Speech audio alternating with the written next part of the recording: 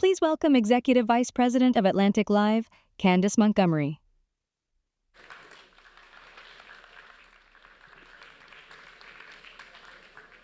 Welcome back, everyone, and we hope you enjoyed the programming so far. A reminder that following our afternoon plenary, we'll be hosting a reception on the terrace downstairs that will include refreshments and signed books for purchase. We hope to see you all there. And don't forget to take your Atlantic bags off the back of your chairs when you go down. Let's jump back in. Here to discuss the state of our union, how national policies impact local communities, please welcome Valerie A. Arkoosh, Secretary of Human Services, Pennsylvania, and Meena Seshamani, Secretary of Health, Maryland. Here to lead the conversation is Nicholas Florko, staff writer at The Atlantic.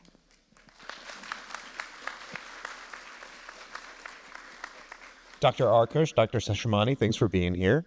I want to start this conversation with a topic that I think you all have been probably thinking quite a lot about. So we're here to talk about how states can adapt and innovate. And I want to talk about that adaptation part first, because it seems as if there is going to be quite large cuts potentially to funding from the federal government to the states. As I understand it, both your states stand to lose hundreds of millions of dollars in grants. And I'm hoping you could first just help us understand, if cuts like that go through, what happens? Like, what are the sorts of programs that we could potentially see cut? Yeah.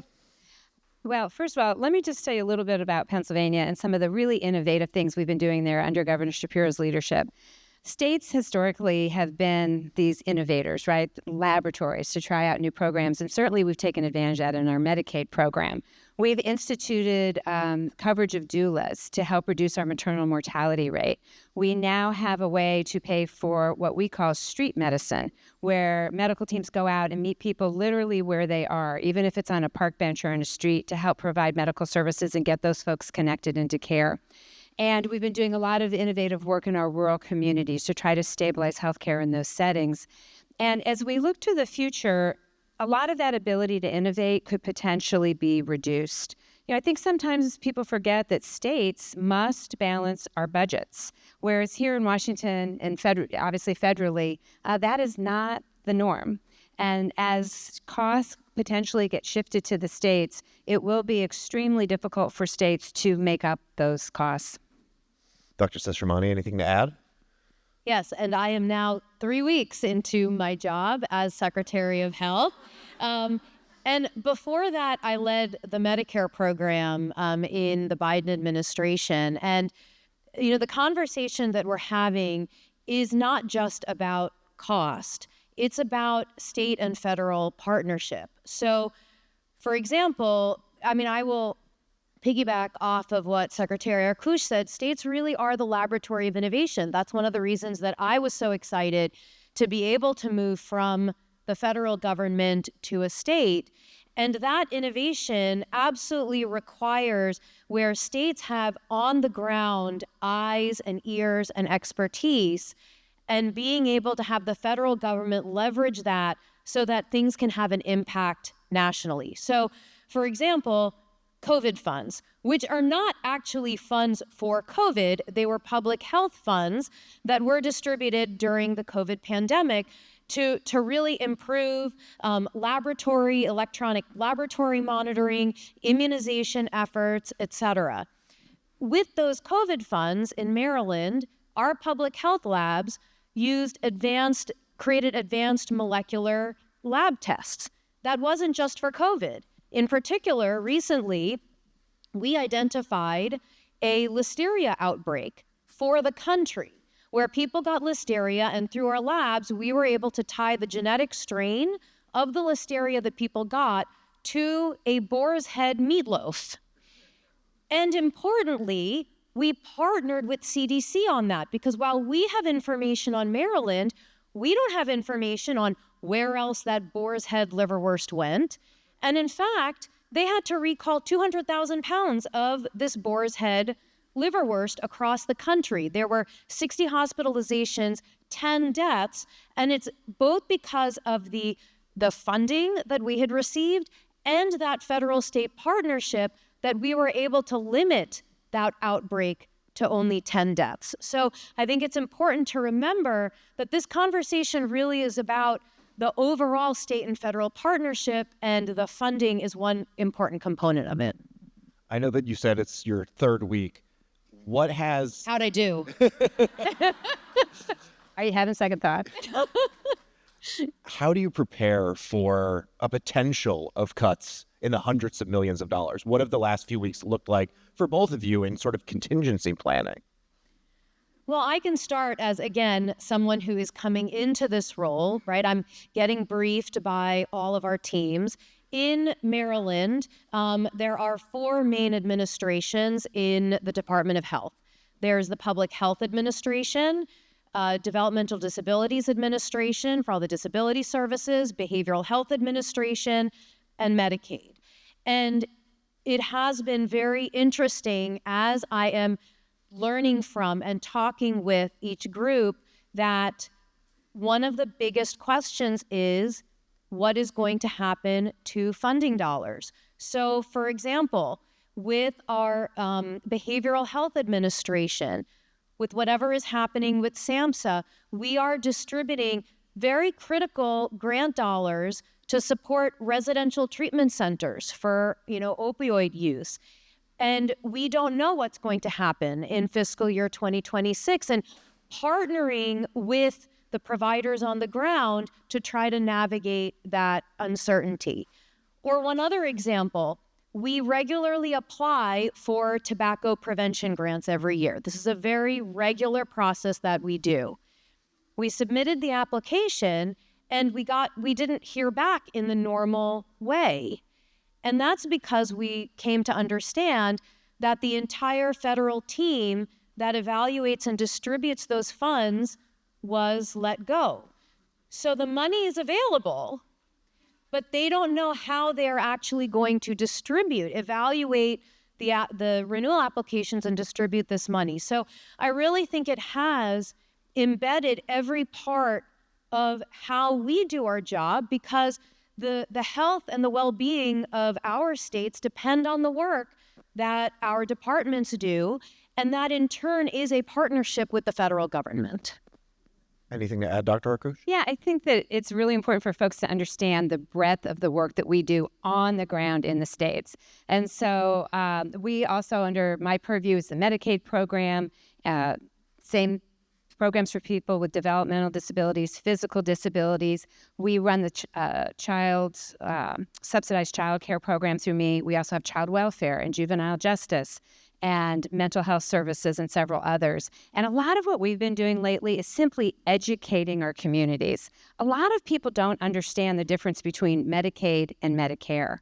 And what we're talking about right now is Medicaid cuts, potentially. And Medicaid is a program that is shared in its financing between the federal government and the states. In my state, the federal government pays about a little over 56% of every dollar spent on Medicaid. And it would be extremely difficult in a state where there are 3 million people on Medicaid to be able to pick up any portion of that should that portion go up. So it's a lot of time spent making sure people know we have 1.3 million children that get their health care through Medicaid. We have 59% of the nursing home beds in Pennsylvania are covered by Medicaid. But also, very importantly, something called home and community-based services. And so most people want to age in their home, in their community, in the house that they love. And that is paid for in many instances through home and community-based services through our Medicaid program. These are all programs that are depended upon by so many people in our communities. And we are doing a lot to make sure that everybody understands, both folks in Pennsylvania and elected representatives. Let me just ask. Yeah, if I can piggyback off of that, I think, again, just like we were talking about how the conversation is about federal-state partnership and cost is one part. Similarly, when we're talking about Medicaid, it extends beyond the people who have coverage through Medicaid. That is critical. To your point, we pay for 40% of births in Maryland and half of the children in Maryland. But also, our nursing homes get 80% of their revenue from Medicaid. Our hospitals get 20% of their revenue from Medicaid. So if there are changes to Medicaid, if they are not done in a thoughtful manner, then you could end up with entire aspects of the healthcare ecosystem crumbling under the strain.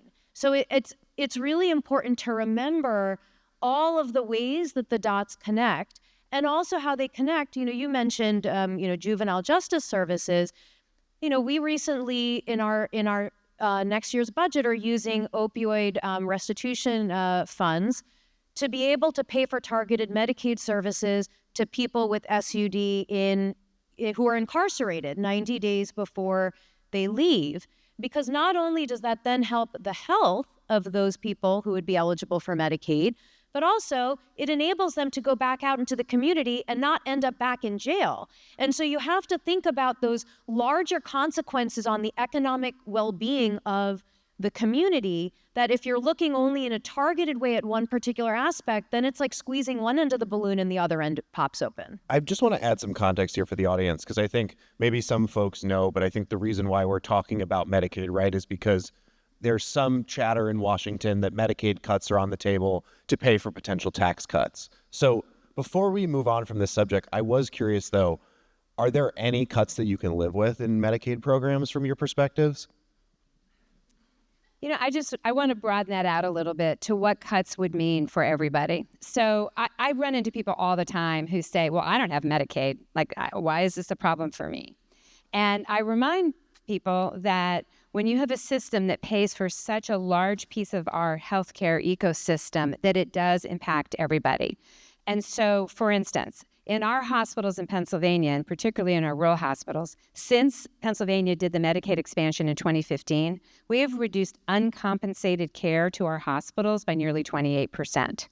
And so if the uninsured rate goes up, then hospitals are going to see more uncompensated care. Many of our hospitals, particularly rural hospitals, are really struggling financially. We don't have a hospital in the Commonwealth that can absorb that kind of an increase in uncompensated care.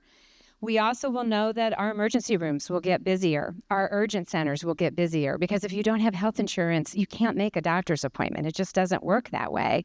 And then, for everyone who remembers what life was like before the Affordable Care Act, hospitals that see an increase in uncompensated care will have no choice but cost shift to the folks who can and who are paying for their care. And we'll see the charges to patients who do have insurance go up. We'll see the cost of health insurance go up more rapidly than what we've seen in these last few years, since the Affordable Care Act enabled most people to be insured. And we've cut the uninsured rate in half in Pennsylvania, down to 5%. You mentioned the Affordable Care Act, and I want to just ask, because we're in this town, we're also talking a lot about premium tax credits that make it easier for people to get insured through the ACA that need to be reauthorized. How would something like that not being reauthorized impact folks in your states? I'm happy to jump in on that. So, for folks who didn't live and breathe the Affordable Care Act, it was very carefully constructed that folks would, the assumption was that all states would expand Medicaid. Most have at this point, but not all. And that then what they called the Obamacare exchanges would kick in. In Pennsylvania, we run a state-based exchange called Penny. And the last few years have seen a doubling of enrollment in our state-based health insurance exchange because of the premium tax credits that increased in the Biden administration. Our folks at Penny have done some calculations that if those premium tax credits are not renewed, there are folks who are going to see a doubling of their insurance costs, and it will for sure become unaffordable for them. And these are not people that are going to qualify for Medicaid. They generally will make too much money to qualify for Medicaid, so they will be stuck. They will be stuck in a new kind of donut hole where what is available to them isn't affordable, and they actually make too much money for Medicaid.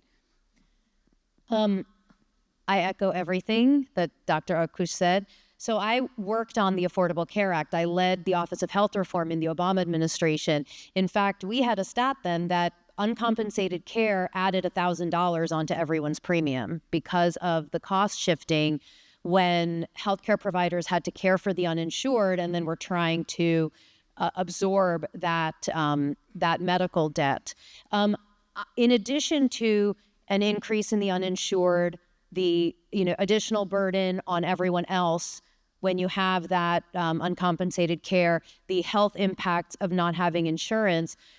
All of the things that we are talking about also have a detrimental impact on innovation, both in the way that we have both described, where when you're not scrambling to, predict or track what could be coming down the pike, you're actually able to engage in meaningful partnerships, public, private, to be able to drive improvements.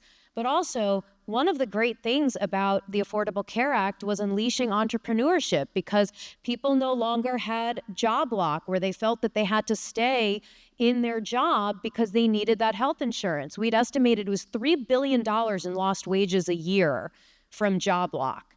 And any step that you take moving back from that means that maybe there's someone who had an incredible idea that they can no longer see through and go into business. And I think all of you know, anybody who's in healthcare, how many incredible ideas have come to fruition to improve health in our state, in our states, in our country, perhaps because somebody was able to go and pursue that idea. So this also has ripple effects in the broader economy that's important to consider.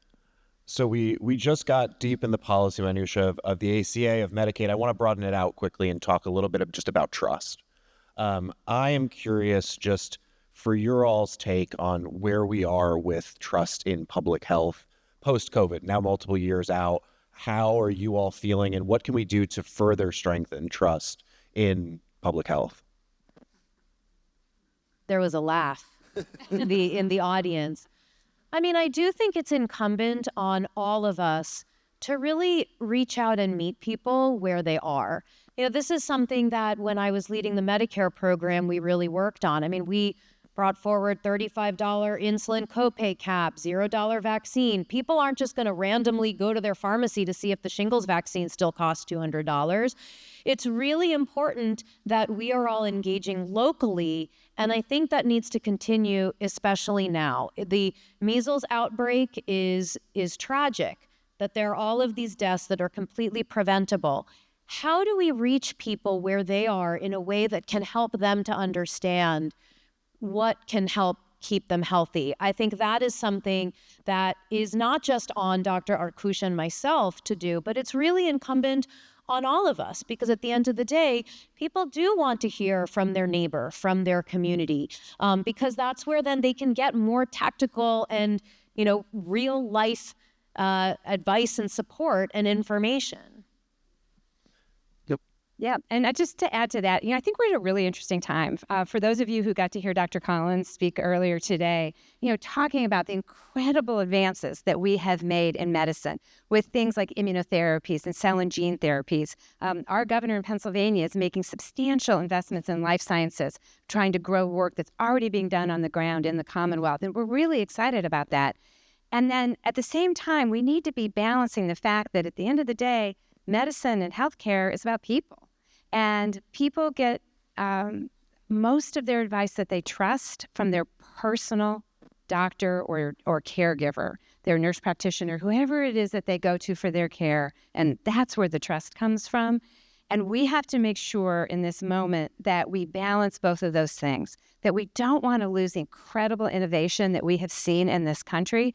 And at the same time, we need to be bolstering our primary care systems. We need to make sure that everybody feels like they have a healthcare professional that they can go to and trust when they have a question about a vaccine. They should get their children vaccinated.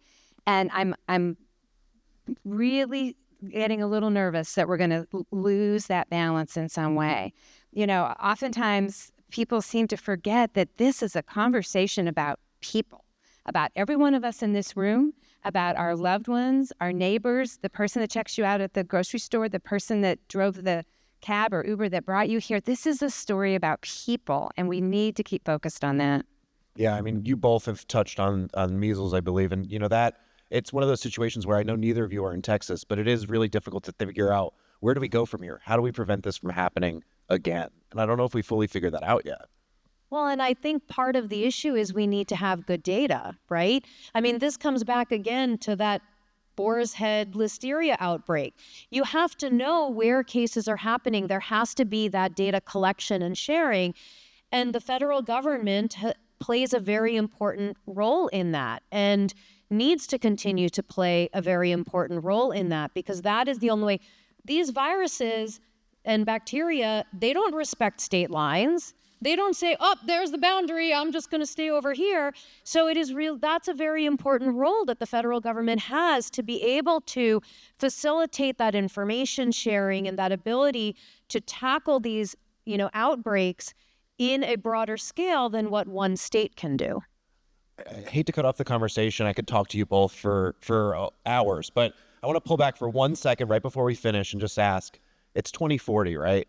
And your state is the healthiest in the nation. What did we do to get there? And if you both can do it in 30 seconds, that'd be incredible. So I think that, when I look at the Medicaid system, it is 60 years old this year. It was 60 years ago that Medicaid and Medicare were created. And the healthcare system was so entirely different there. I just want you to know, if you look at the list of things that Medicaid is required to cover, it's a really short list. You know what's not on it? Medications. Because 60 years ago, there weren't that many. And so I do think that this is a moment where we have to look broadly at the work that we do and build the system that we want. We know how important food is to health. We know how important it is to be stably housed. We know how important environmental exposures are, clean air, clean water. Maybe this is a moment where we have an opportunity to really double down on some of those things that we know are essential to staying healthy.